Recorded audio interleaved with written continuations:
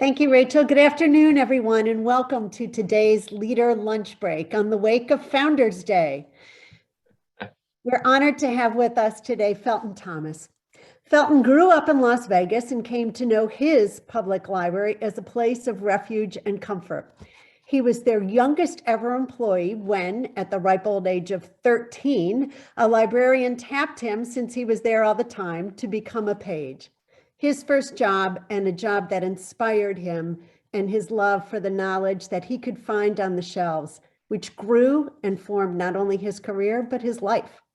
Following studies in warm and palm tree places, such as Las Vegas and the University of Hawaii, he chose to make his home in Cleveland.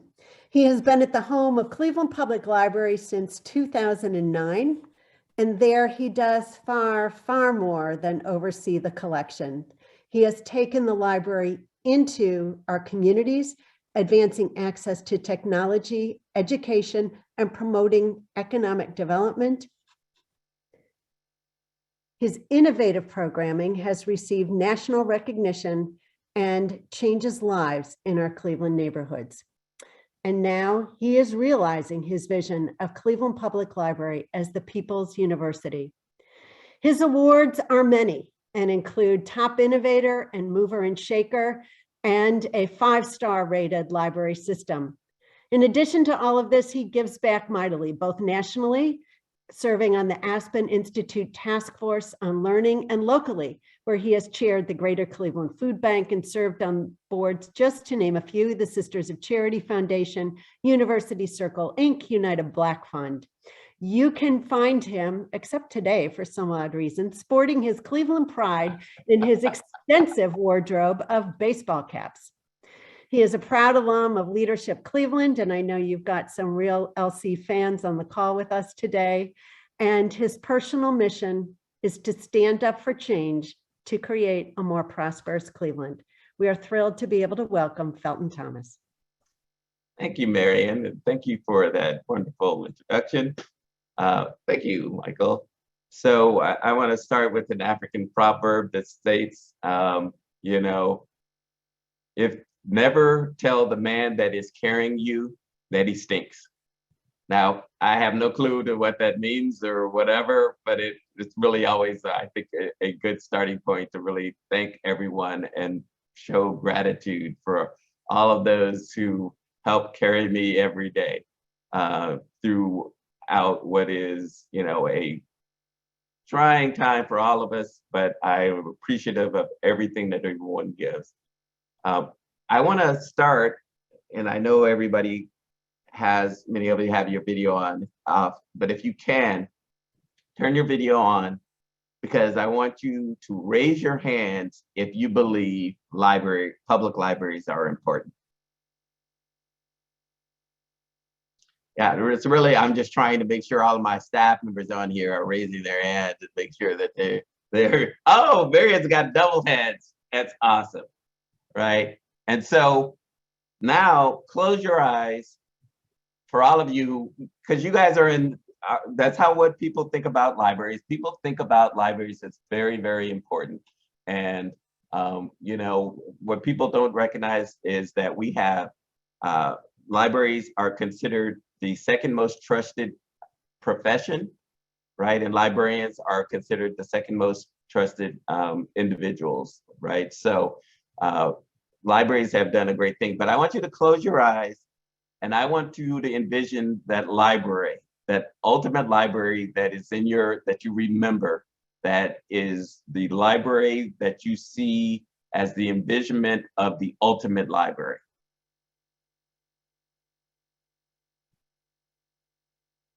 So you're there, it's probably got these really comfortable chairs, it's quiet, it's got stacks of books all around you. It even smells like a library because everything smells like books, right?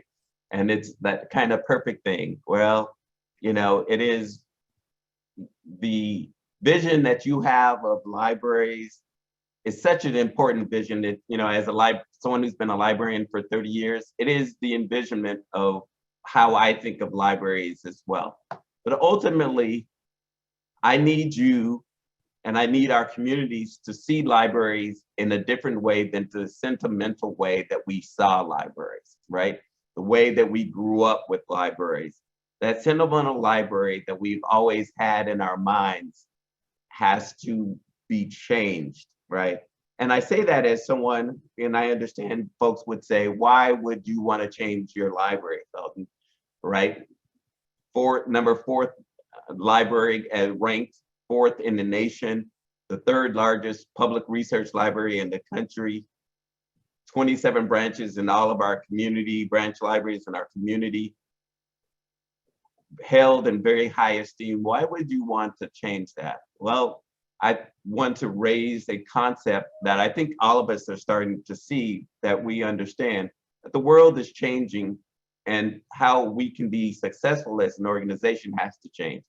I want to raise a concept that Malcolm Gladwell calls puzzles and mysteries.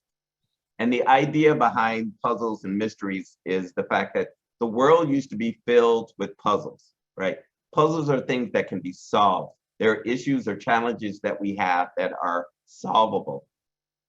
But what we have found ourselves in as time has gone on through technology and everything else is that the world is now filled with mysteries.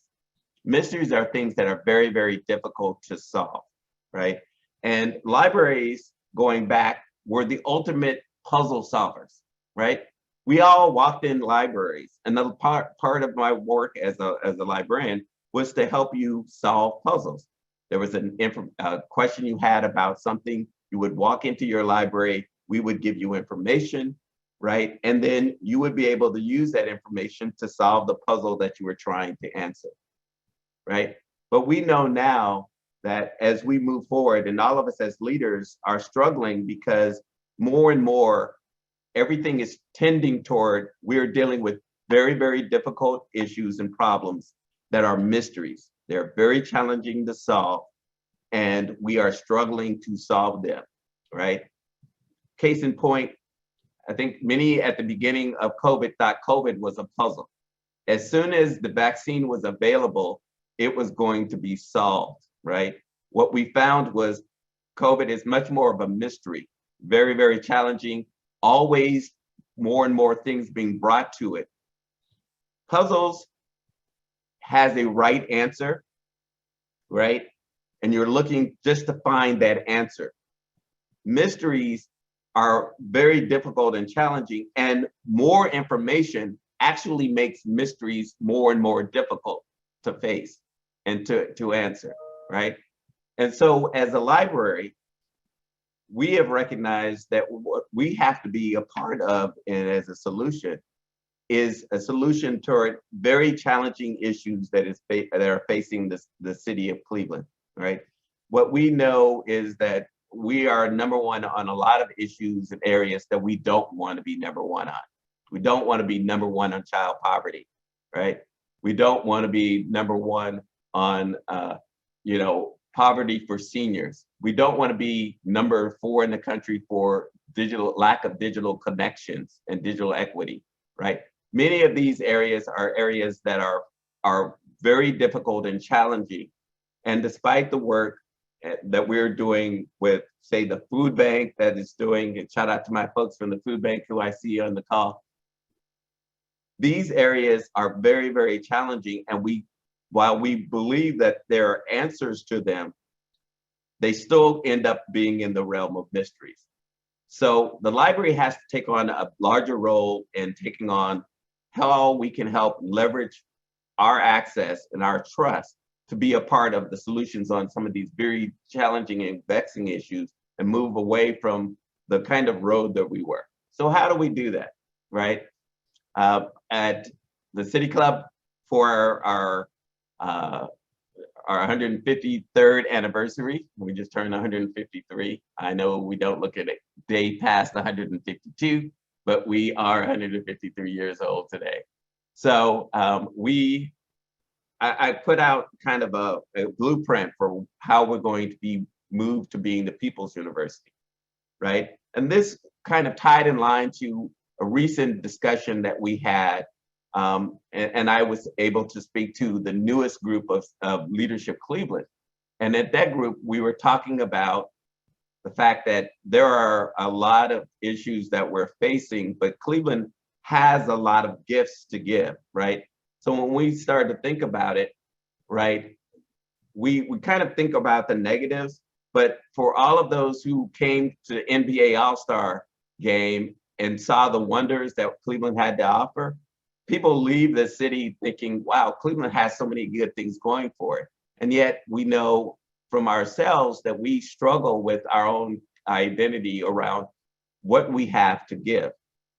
There's a saying that goes, the future is already here, it's just unevenly distributed, right? And that speaks to the fact that for many in the world today, they live a future that many who are unfortunately in the underserved spaces of our city, world, country don't have an access to, right? So the future is already here for many folks. For those who are fortunate enough not to be able to be a part of that distribution, there is this struggle. The library has always played that role as the great equalizer in doing that. But as the future continues on, the gap between the folks who have the future and those who don't get wider and wider. For us at the library, though, we see it as an opportunity for us to harness the great gifts of Cleveland. And what we say is the gifts of Cleveland are already here. They're just unevenly distributed, right? And we need to work on how we can do a better job of harnessing all the gifts that Cleveland has so that everyone has access to them. So I'm going to ask folks again to participate in this. There's this concept, this exercise called gifts of the head, gifts of the head, gifts of the heart, and gifts of the hand. So if you have a pen or you can write something down, or you're very smart like Michael Bennett, you don't have to do anything because everything will already be there for you, right? So start thinking about gifts that you have of the head, things that you have learned along the way, right? You have learned a special skill that you can use for things. For instance, you've learned how to garden, you've learned, say, photography, you've learned a skill that you can teach others, right? And these are things that you're looking at that you are not doing for your business or your work. These are things outside of what you do, but everyone has a lot of different great things that they have or knowledge that they have that they could teach others, right? And it's that secret thing that if someone who was in your workplace knew this about you, they'd be like, really? I didn't know that, right? So gifts of the heart, things that you really are passionate about. It could be climate change, politics, it could be you're very, I was speaking to a group of folks, and there was a woman who was very passionate about squirrel rescue, right? And then I asked her, I was really squirrel rescue, and unfortunately that unraveled into a rant about 10 minutes where she showed me on the phone all these squirrels with cast on their little feet that she had put together. It was like one of the strangest things, but it was her passion. She loved squirrels, right? Everyone has some form of passion that they go. And then finally is the gift of the hands, things that you can do with your hand. Folks know I'm a drummer. There are those who, have other kind of things that they've learned. They can play the piano, right? They have they juggle, I juggle. There are other gifts of the hands that you have. So for everyone, we're gonna fill up the chat. Surprise everybody with one of your gifts that you would be willing to teach somebody else.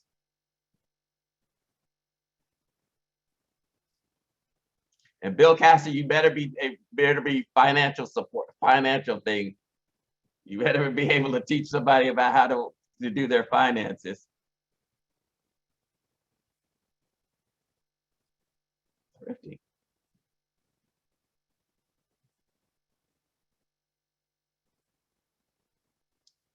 Ukrainian eggs, that's a good one. Keep going, we only got 13.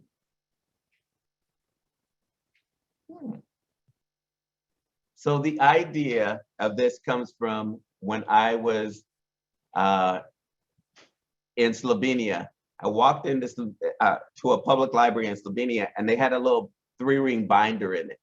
In the 3-ring binder, you could walk up, and I walked over and read it. Of course, it was in Slovenian, so I couldn't read what they were saying. So I asked the staff member, and they said what was in it was anyone who wanted to teach a class could write in a title for a class they wanted to teach.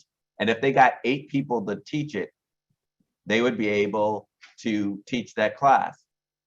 And so I've always wanted to incorporate that into what we do at the People's University. The idea that there is so much talent in our community. If I can give you all the opportunity to teach a class, that you could be able to do that. And if I could work with Rona and the folks at Tri-C to help you be a better teacher at that, so that you could really teach a class, a 45-minute class on Ukrainian eggs, right?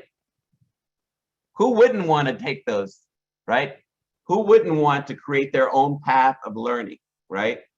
And then we want to, though, do it where there are also an opportunity for us to take on more serious issues within the community through the People's University.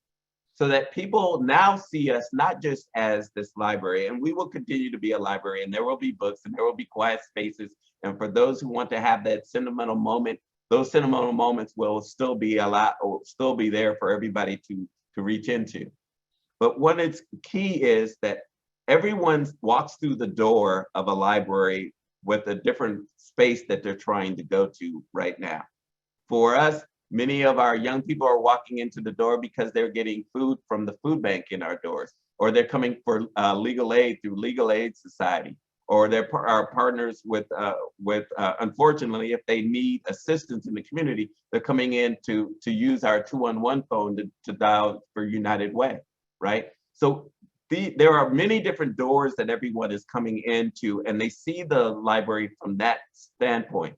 Ultimately, the People's University are going to be a variety of doors, virtually and in person, that everybody walks through the door, and the library offers everything that they could possibly have to enhance themselves. Thus, we really then take it from peer-to-peer learning, citizen-to-citizen learning, and the space of really being a place of the People's University. And so with that, I'm going to turn it and stop talking and then turn it over to any questions that you might have, or we'll just go down the list and look at everybody's gifts and start like using it as blackmail material. Well, Felton, thank you so much. We've had a couple questions come in. So to start, for the People's University, will these classes be held at one particular location, online, various locations throughout the city? So in the beginning, what we're going to do, it's going to be a variety of locations, east and west, and our main library. And then we will look to transition that, and of course, virtually are going to be there. One of the things that people don't know is like lynda.com and linkedin.com learning. We already provide access to that on the library's website. So there are many virtual ways that we can do this. We're having also conversations with Tri-C because we think Tri-C is ultimately where we want to have people go to, right?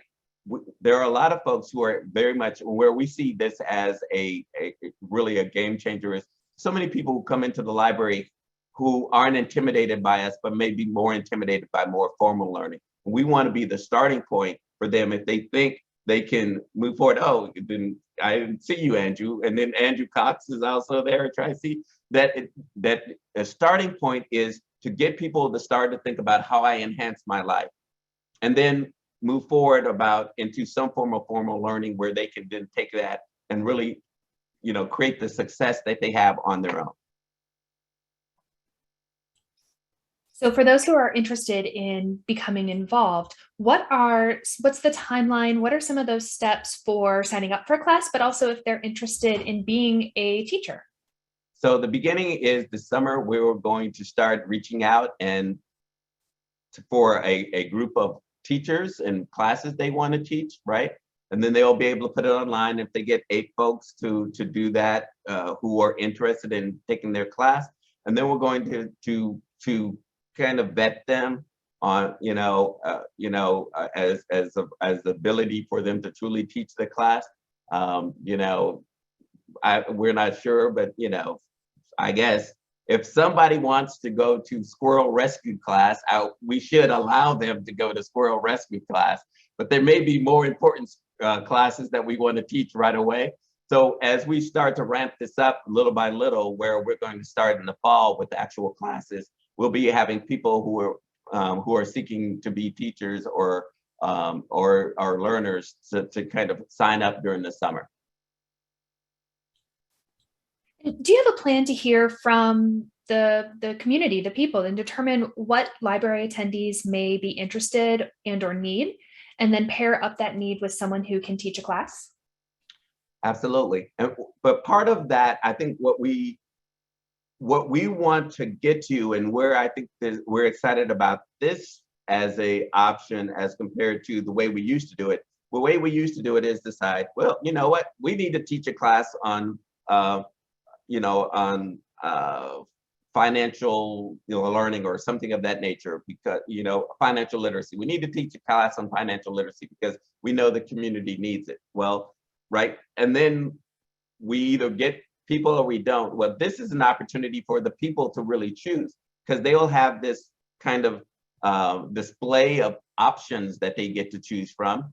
And they, just like going through the book and signing it up as they did in Slovenia, they get to do the same thing online. They'll be able to just then go on and see what classes are available and sign up. And if someone gets in the number of people that they need to teach the class, for us to move forward with the class, we get to move it that way. So it's really a determinant of the people, because they get to choose which classes that we get to move forward with. And Felton, as you look ahead, what would you hope the People's University looks like in 10 years from now? Well, what I would hope is that we are a model for how libraries decide to move forward across the country. Public libraries are very different and need to be in the communities that they serve, and they should be that. But libraries, really, many libraries across the country have not changed with their community needs.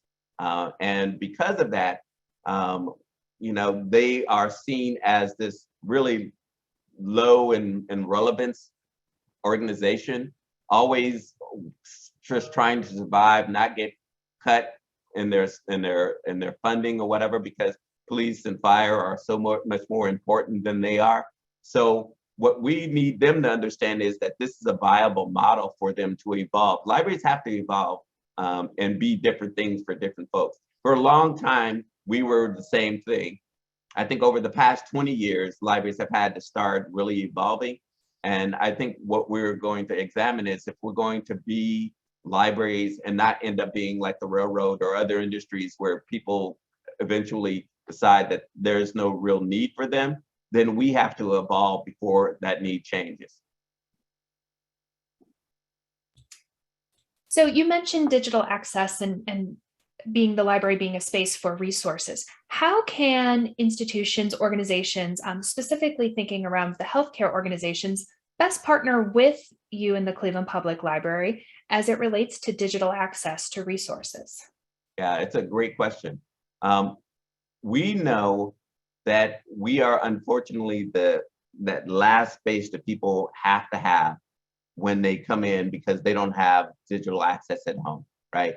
And so what we want to do, and what we are working with Digital C and so many other organizations, is that access for our folks for equity's sake is tremendously important. Now, once folks get access to computers and to be able to be online, they're going to need literacy help. And for us, working with healthcare already, we know that healthcare is moving to many of their things being online as well. And the folks that they're working with, the seniors that they're working with, for many times have struggles using the mouse or email or things of that nature. And that's what the library should be focused on, really. It's not just being that one place that somebody can come in and get an hour for computer usage.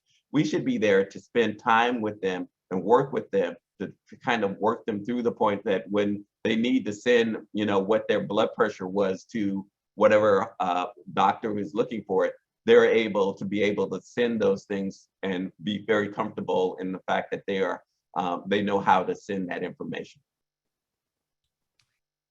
Can you speak to some of the programs and work that the various branches do to help bring people from the neighborhood into the library and create the sense of community and belonging together? Yeah, that's a great question. And what our managers do, and I know I have some of the branch managers who are on this call, they do a tremendous job of making sure that they know what their community needs and that they're seeking to find ways to connect what they're providing, what are traditional services that they're providing are tagged to what's transformational for their community. For instance, I see on the call is Marina Marquez, who's at our East 131st library, right? She's worked with folks from the Jewish Federation to kind of tie in a group of that are called the Value teams, these volunteer kids from the schools right around that area, so that they can have a connection to a group of high school kids in Israel, right? And these kids are tied in and connecting and talking about things about how they're volunteering in their communities, right? It's like one of those big programs that, is so organic in the fact that these kids are doing all of these programs and then they're doing things for their seniors, but then they're talking about what they're doing in our community to other kids who are in Israel. It's a great partnership, and Marina has done a great job of doing that. And you could use example as after example of that. Pasha Moncrief on here was just at the Black Friday program talking about what she does at her library around Black female entrepreneurship. So every community is going to be different and have different things, and that has been what's been successful for us. As you look across the library system, what are you most proud of for the Cleveland Public Library? I think the thing I'm most proud of is that that our library keeps finding a way to do something that's important for the community, right? For the past probably month, every time I get stopped, it is, thanks so much for you guys for providing the COVID-19 test kits, right? I couldn't find one, I couldn't get one, and I was gonna have to be in line, and I just came into my library and I got a kit for me, right? So much so that like the mayor our new mayor, Mayor Bibb, walked past me. I was like, where you going? He's going, I gotta get a COVID-19 kit. So, I mean, it's like, that's the relevancy of what we always seek to do. Whatever it can be, our staff is going to find a way. And it's a very, very tough balance. This has been a really tough period of time for us to balance this idea that we have this obligation to our community to be there for them, with the obligation that and recognition that the safety of our staff is so important, right? But what we found is out of that can come great innovation. I'm sitting actually in a spot that is now our kind of like CPL TV space, right? And we've been doing lots of video and lots of work out of that because we're doing so many of our things virtually now, right?